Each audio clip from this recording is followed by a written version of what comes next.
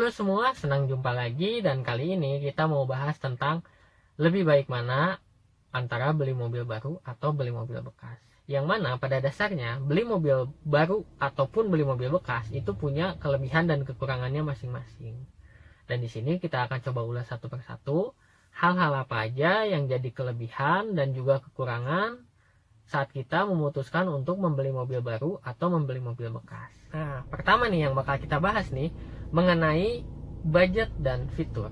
Soalnya nih antara budget dan fitur itu dua hal yang saling berkaitan ya. Artinya budget yang kita punya ini akan bisa menentukan fitur-fitur apa aja yang bisa kita dapatkan dari sebuah mobil, baik itu mobil baru ataupun mobil bekas. Nah, kalau kita beli mobil baru nih, kita pasti dapat unit yang fresh dan juga model yang terbaru. Tapi kalau budgetnya terbatas, ya mobil-mobil yang mungkin bisa kita dapat itu yang nggak jauh-jauh dari mobil-mobil jenis LCGC yang kita tahu fitur di dalamnya seperti apa.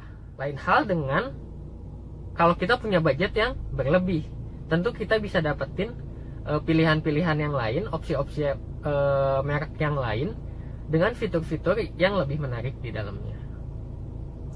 Tapi balik lagi nih, kalau kita bahas tentang keterbatasan budget, ada sisi lain atau keuntungan lain yang bisa kita dapatkan saat kita memilih beli mobil bekas, dimana dengan harga yang sama kita bisa dapetin sebuah mobil dengan fitur yang lebih banyak, yang lebih wah, dan kenyamanan yang lebih dibandingkan dengan mobil baru dengan harga yang sama.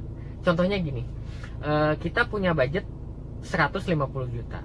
Kalau dibeliin mobil baru, ya pilihannya nggak akan jauh dari mobil-mobil LCGC tadi, kayak Agya, Ayla, Brio, Calya, Sigra, dan juga LCGC sejenisnya. Bandingkan dengan harga yang sama 150 juta yang tadi, kalau kita beliin mobil bekas, kita bisa dapat banyak pilihan di situ. Salah satunya ya GS RS tahun 2012, Avanza dan Mobilio tahun 2015, R3 tahun 2016, bahkan kita bisa dapetin Toyota Innova keluaran tahun 2012 yang secara fitur dan juga kenyamanan jauh dibandingkan dengan mobil LCGC tadi. Ya walaupun fitur mobil LCGC itu bukan jelek, tapi bisa dibilang fitur yang dikasih itu basic atau standar yang dibutuhkan pada sebuah mobil. Sedangkan untuk mobil-mobil bekas dengan harga yang sama, itu kita bisa dapatkan fitur-fitur yang lebih, kenyamanan yang lebih dibandingkan dengan mobil LCGC tadi. Nah, berikutnya yang bakal kita bahas adalah mengenai resiko antara beli mobil baru atau mobil bekas. Nah, kalau kita beli mobil baru nih, ya yang pastinya lebih worry free lah, karena ada layanan garansi yang dikasih dari dealer saat kita beli mobil baru tersebut. Dan ngomong-ngomong biaya perawatan juga nih, ya bisa dibilang lebih hemat juga, karena di samping garansi itu biasanya dealer mobil baru itu ngasih juga layanan servis gratis yang bisa kita manfaatkan untuk menghemat biaya perawatan dari mobil baru yang udah kita beli. Tapi nih kalau misalkan kita beli mobil bekas, lain halnya nih. Soalnya saat kita beli mobil bekas itu ada hal-hal lain yang perlu kita perhatiin, khususnya mengenai kondisi mobil bekas yang bakal kita beli itu.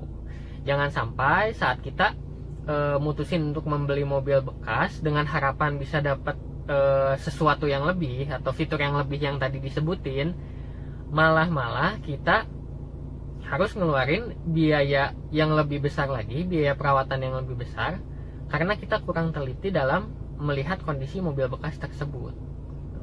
Karena yang namanya mobil bekas, mobil yang pernah dipakai sama orang, itu pasti ada beberapa part yang udah mengalami keausan atau memang sudah habis masa pakainya, dan di situ kita perlu lebih teliti lagi untuk bisa mengestimasi berapa budget yang perlu kita sisihkan untuk melakukan perawatan supaya saat kita beli mobil itu kondisinya segar kembali. Saat kita beli mobil baru terus kita baru pakai 1-2 bulan dan mau kita jual, itu statusnya langsung berubah jadi mobil bekas.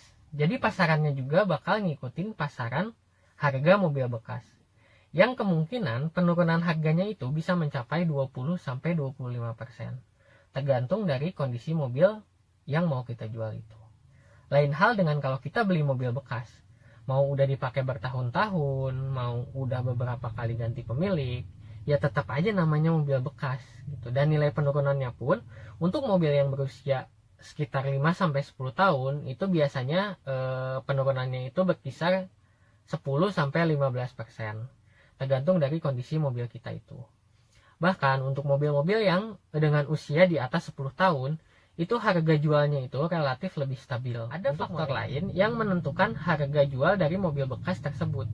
Selain kondisi mobilnya itu sendiri, juga ditentukan dari banyak atau sedikitnya peminat dari mobil itu. Semakin banyak orang yang mengincar mobil bekas tersebut, maka harga jualnya juga akan lebih stabil atau cenderung lebih stabil, atau bahkan tidak menutup kemungkinan semakin naik. Dan yang keempat atau yang terakhir, kita bakal bahas juga mengenai variasi pilihan yang bisa kita dapat. Nah, kalau tadi di awal udah sempet sih kita singgung mengenai masalah keterbatasan budget. Nah, kalau sekarang nih di tengah keterbatasan budget, kalau kita pengen beli mobil baru, ya mobil yang bisa kita dapat ya itu aja. Taruhlah mobil ACGC tadi gitu. Berbeda dengan kalau kita beli mobil bekas, di mana kita akan punya pilihan yang lebih banyak di tengah keterbatasan budget sekalipun. Karena kisaran mobil bekas itu dimulai dari angka 20 juta sampai dengan ratusan juta. Sedangkan untuk memiliki mobil baru, seenggaknya kita harus sediakan budget minimum di atas 100 juta. Jadi nih, menurut kita kesimpulannya, beli mobil second itu bisa jadi salah satu alternatif pilihan yang justru lebih worth it dibandingkan dengan beli mobil baru. Soalnya nih, ada beberapa poin yang jadi keunggulan saat kita memilih untuk beli mobil second. Yang pertama, kita bisa dapetin fitur yang lebih baik dengan budget yang lebih murah.